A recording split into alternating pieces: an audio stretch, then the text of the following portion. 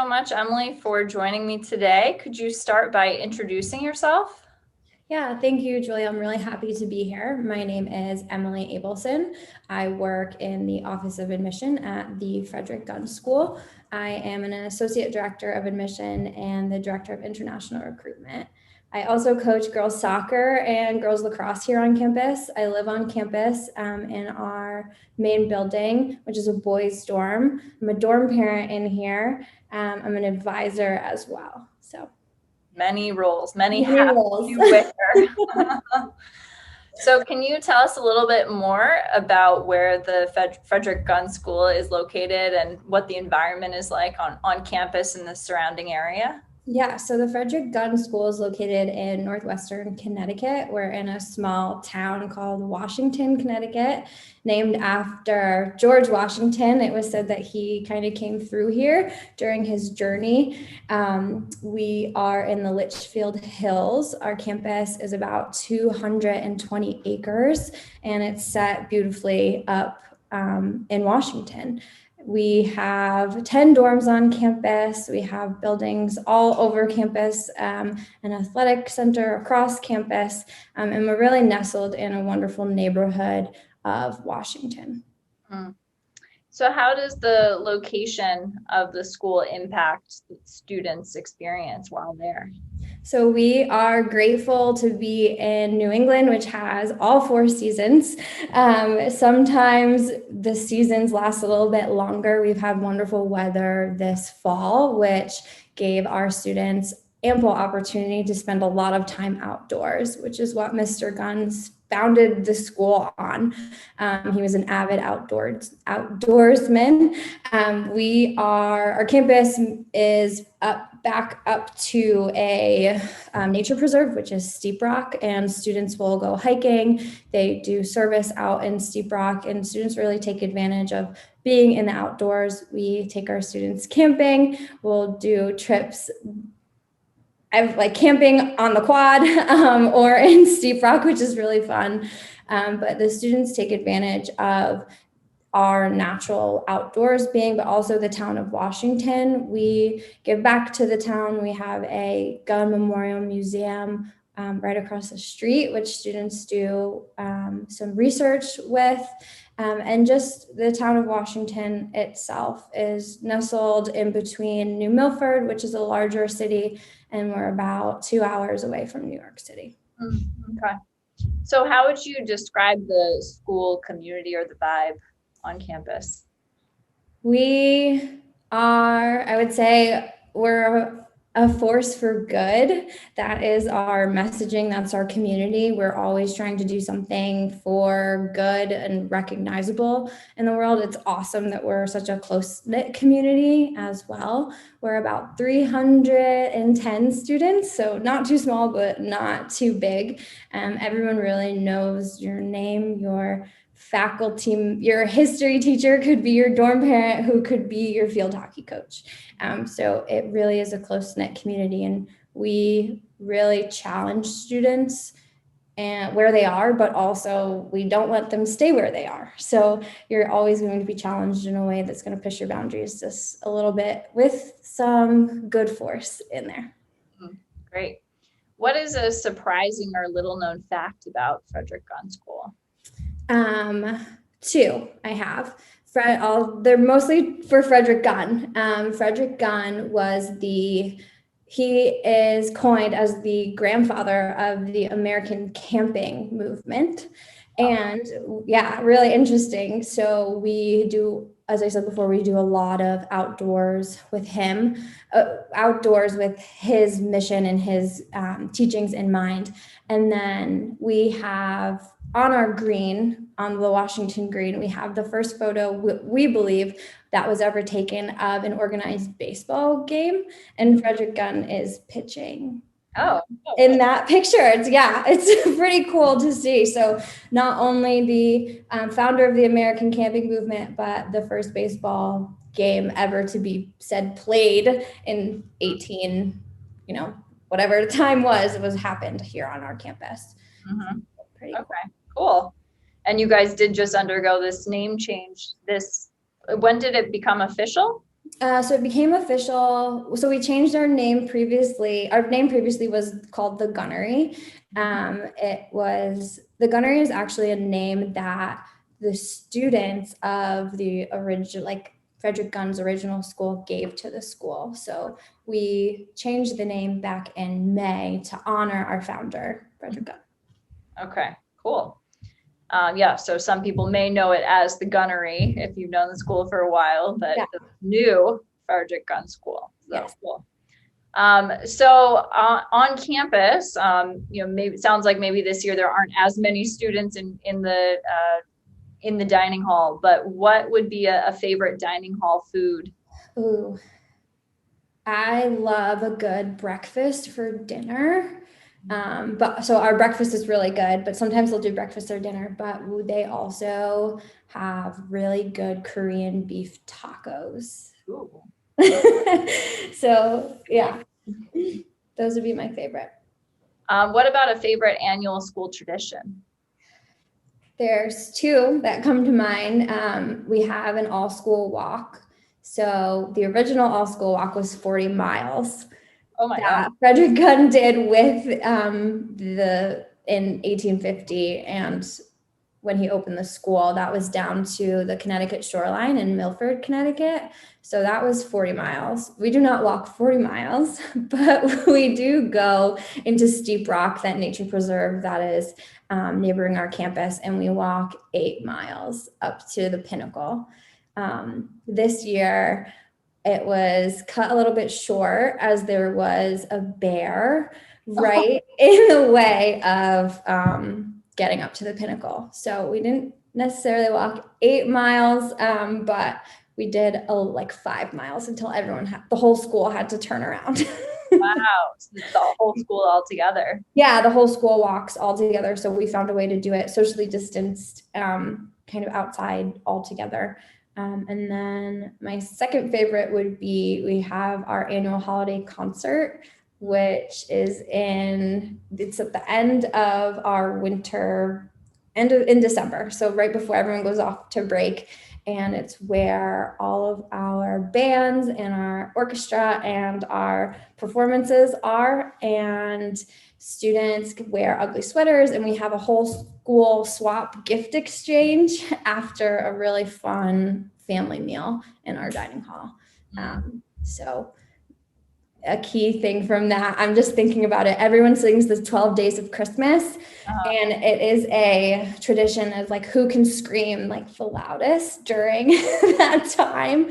So students and even faculty children will be on stage holding like the cue cards of like the 5 golden rings, and everyone is, yelling at the top of their lungs. And it's just awesome to come together to celebrate our hard work for, the fall, but also the students that have worked so hard in their musical achievements, but celebrate just being together as a whole community. And I would say family in that sense.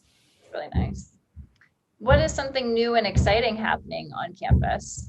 So this past spring, we applied for a grant by the E.E. Ford Foundation to start our Center for Citizenship and Just Democracy. So we just launched that on campus, and that is really a place where students can explore and practice our active citizenship, which was really done by the ideas and the example that Mr. Gunn had.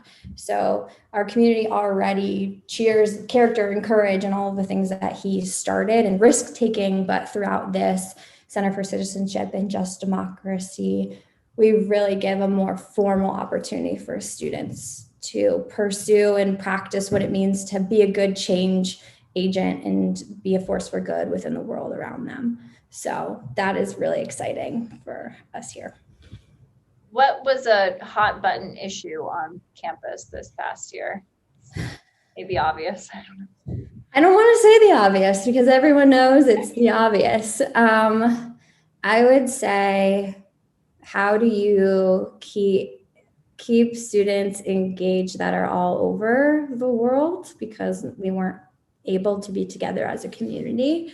And I think we did a really great job and having students want to be here on campus when they know they could be, somewhere else doing virtual learning.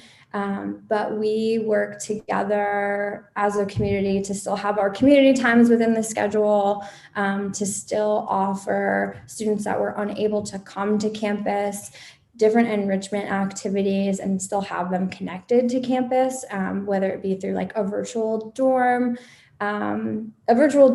activity, or we did a video game tournament this past weekend. So you don't need to be on campus to do that, but the students did Fortnite. They played, I know nothing about video games, but they played a Fortnite. Popular one. Yeah, they played a Fortnite tournament. But some of the students actually coded our campus into like their Fortnite. Wow. Yeah. And then they streamed it on Twitch. Okay. So they're able to kind of be together, but still be doing something. Very cool. Yeah. Very innovative. Okay, so my next question is, who are the teachers at Frederick Gunn School, and what types of roles do they play? Sounds like you play a lot of roles. Maybe just hearing how that pans out across campus. Yeah, so there are about 85% of the faculty members, teachers that live on campus, not just teachers, like singular teachers, but teachers and their families. So there are young children who have grown up on this campus that call it home. So instead, when you think of high school, like the teachers just go into the building, and I'm talking about public high school. They just go into the building, and then when that bell rings, they're out of there, just like a normal student would be. But here, we live here. We call this place home just as much as the students do. So the teachers here are innovators, they're thinkers, they are masters of their craft, whether that be from a musician's musical standpoint, or from an engineering standpoint, or a nuclear scientist, which is one of our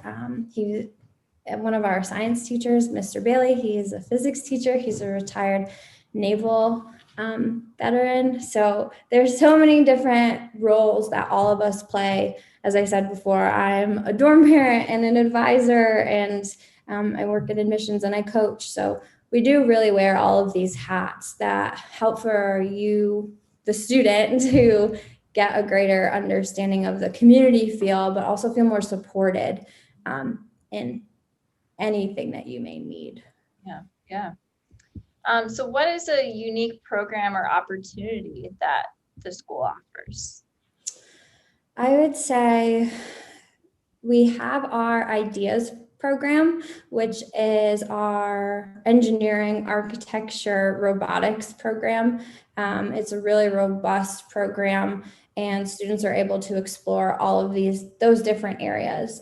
We have an innovation track within our curriculum that's really to help develop these creative problem solvers that can work in the collaborative environments that you may go on to if you were to go and be an engineer or be an architect. We just built our new Arts and Community Center, and it opened this past year. And students were actively engaged in the construction management process as project managers. So we had a project management class on campus. So within that ideas program, we have things like construction management, architecture, robotics, and those all fit within our science requirements in our curriculum. Cool, very hands-on. So how do you guys balance a rigorous college preparatory curriculum with supporting students along the way? That's a great question. It is a nice fine line, right? Because everyone wants to have a wonderful experience and be a teenager, but also get the most out of their time. We encourage students to push their boundaries in a way that is not competitive to one another, but competitive within themselves. You can take AP classes, and then you can also have drawing classes within your schedule to kind of use different areas of your brain. We have a Center for Academic Excellence on campus that works with students if you need a one-on-one tutor, or if you needed help with just figuring out how to manage your schedule and your time really well. We, again, as I said, push students and challenge them, but we don't let them stay where they are. So all of our classes are hands-on. The lectures are more so done in a Harkness table format, and we use the outdoors. So you'll be going outside for classes, and really utilizing the greater area that we're in to do that. That's great. And then in terms of like where you guys fall from collaborative to competitive, and you mentioned students are more competitive with themselves. Is that the case in really everything they're doing, of academics and sports and all other extracurriculars? Yeah, I would say it's much more collaborative than it is competitive. We do realize that, and even as faculty, we realize we can't get anywhere unless we're being collaborative with one another. So it really is more collaborative than competitive. On the field, I would like to say we're very competitive, or on the ice or on the court. That's where the competitiveness comes in. But in the classroom, it's really a collaborative space. Mm-hmm. Mm-hmm. Okay, great. And then how do you support international students? We support international students in many different ways. I'll talk this year specifically COVID, because that's what is on everyone's mind. We previously did not have the campus open for our breaks, and we changed that this year. So our campus is now open for all long weekends and all breaks. So students do not have to go home. They can stay here on campus in their room, and there's activities that happen just like there would be if it was a normal, weekend here on campus. Each student has their own advisor, which is a faculty member that works one-on-one with them to assist in any academic problems, personal problems, anything that may arise. We, in the beginning of the year, understand that jet lag is a real thing. So we have orientation with the whole school, and international students can come a couple days earlier. So to get used to the time difference, because that's a really big, that's one of the biggest challenges we see students make when they come to boarding school, is that time difference. We have a director of counseling here on campus that's not just reserved for international students, but really any student. And he really recognizes the social emotional health and wellness of our students. And regardless if you're international or domestic, he's really there for everyone.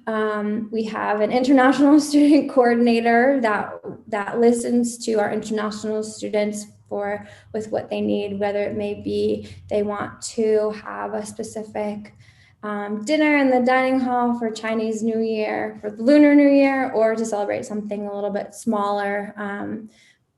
And we take those and really make it into what the students are wanting. I feel like I'm forgetting things because we have so much stuff. We try to have our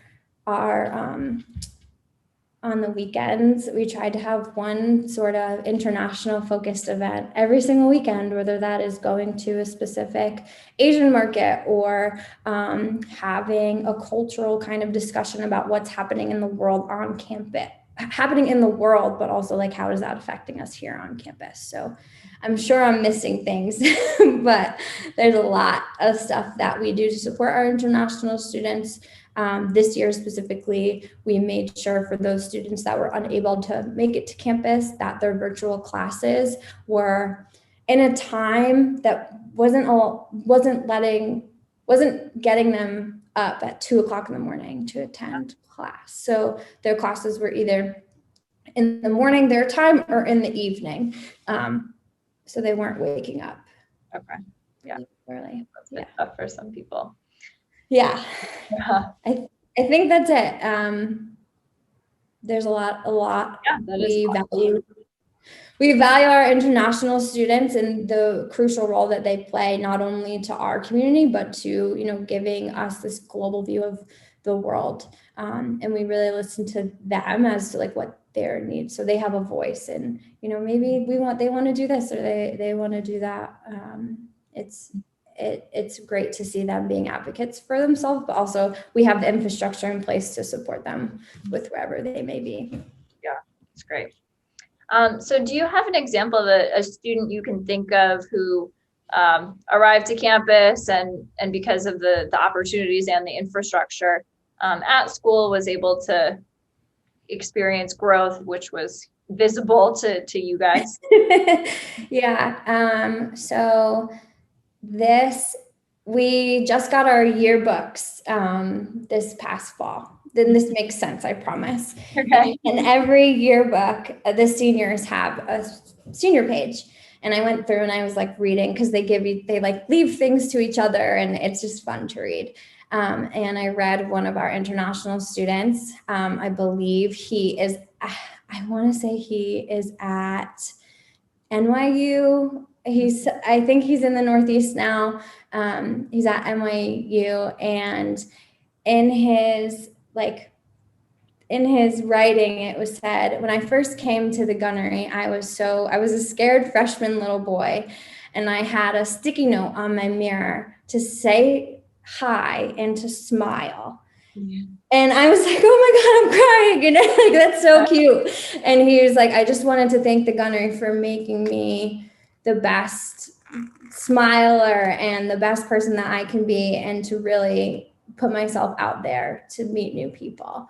And I think that's just a great story of our community. It's so warm and so welcoming, but it also pushes you to do things you might have not done, whether that is play electric guitar in one of our rock bands, or to submit a piece of artwork to a scholastic art competition. There's so many different, that one, his name is Daniel. Daniel sticks out to me clearly. But there's so many other students that really come in and take advantage.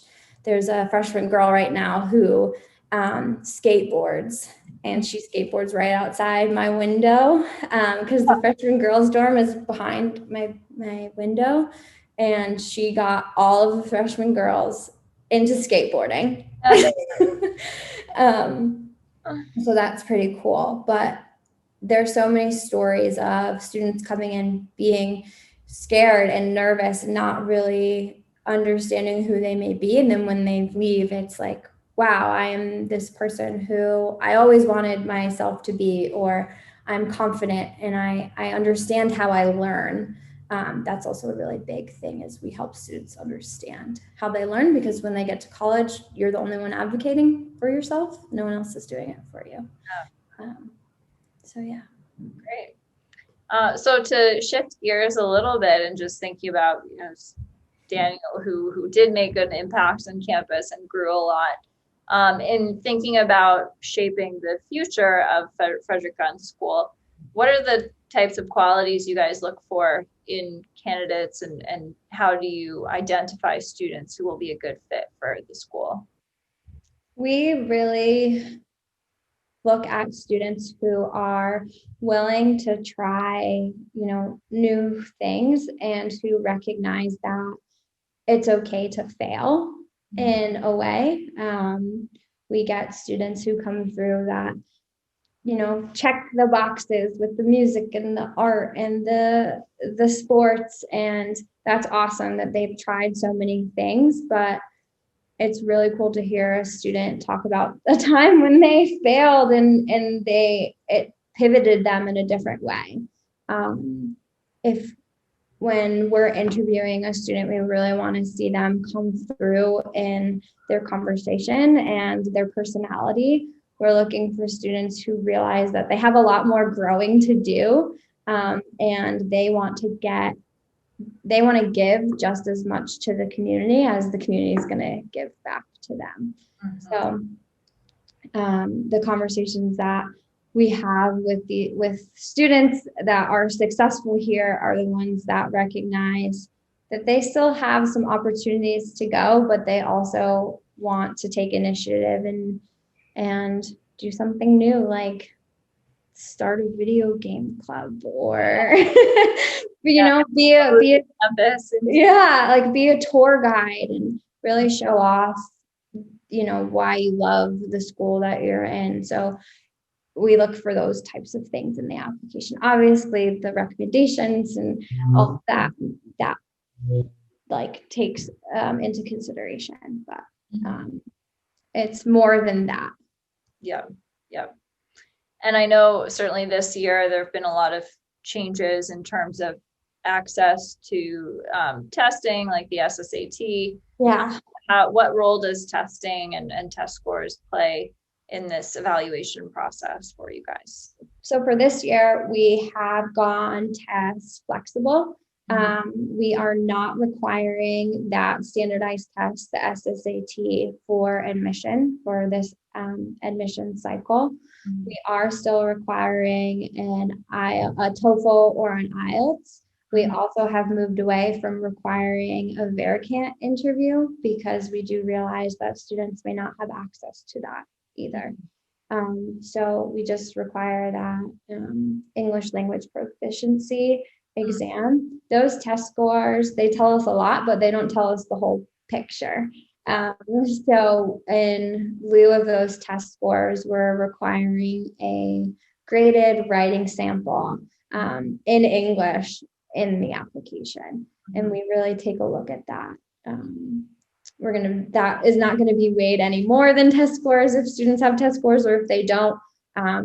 If you think of the application, it's very manicured because students have time to do it, whereas a graded writing sample or an essay on the SSAT, that's timed and you have a deadline, you gotta send that in. So we really like looking at the thought process behind those writing samples. So if students have test scores and they're super proud of their scores and they want to send them in from an SSAT perspective, great, send them in. If you're not proud of them, it's okay. You don't have to send them in, but we will be requiring that graded writing sample regardless.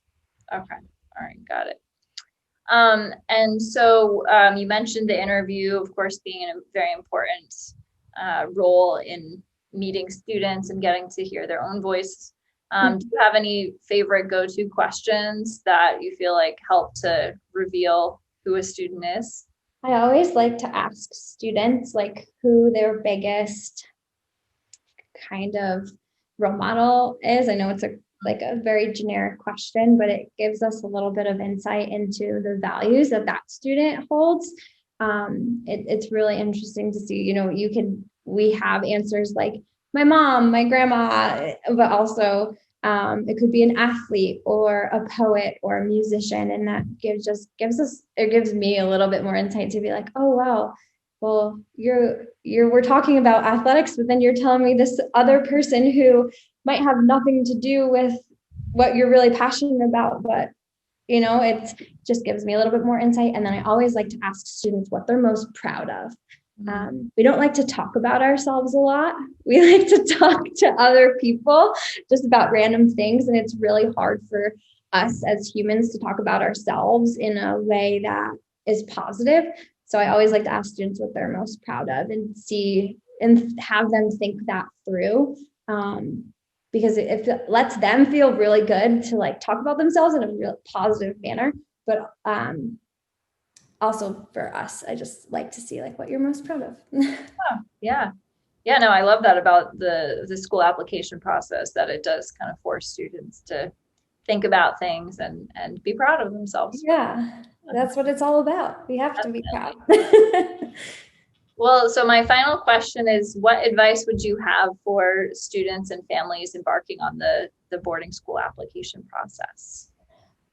I would say really take your time to align your values with a school's values. You're going to be at this school for hopefully more than 2, 3, some obviously 4 years. So that's when we see a lot of our Chinese students come in their 4 years in their 9th grade. So really take the time to look at the school's values. And I said this before, but think about what you can bring to the school just as much as what the school can give to you, and how you can be changed over your 4 years. Requests to talk to current students, requests to talk to alumni, requests to talk to current parents. But don't go crazy over it either. It could drive you a little bit crazy. But you know your own values and what is true to you. So I would start there and trying to find a school that aligns with, your personal values or your family values the most. Yeah, very good. Well, thank you so much, Emily. This was very helpful, and excited to share Frederick Gunn School with our families. Thank you so much.